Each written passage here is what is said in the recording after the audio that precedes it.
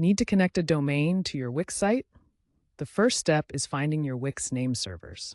These are essential for pointing your domain to Wix's servers. Here's how. First, log into your Wix account. Next, navigate to the Domains section.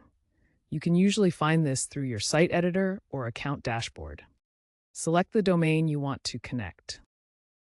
Wix will then display the required nameservers, which typically look like ns1.wixdns.net and ns2.wixdns.net, but may include up to 4 customized per domain. These are unique to your account, so make sure to use the ones provided. Be aware that Wix also has AI-assisted domain manager to suggest optimizations, such as automatic SSL certificate handling tied to nameserver changes, further reducing setup time for new users. Once you have your Wix nameservers, you'll need to update them at your domain registrar. That's where you bought your domain. Log in to your registrar's website and find the DNS settings for your domain. Replace the existing nameservers with the Wix nameservers you found earlier. After updating, it takes time for these changes to propagate across the internet.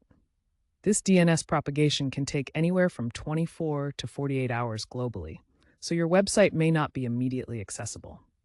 To verify propagation, use online tools like whatsmydns.net. If migrating from another host, remember this update is crucial for your domain to function correctly with Wix. Note that Wix's mobile app, updated in Q3 2025, now allows nameserver lookups and DNS edits on the go.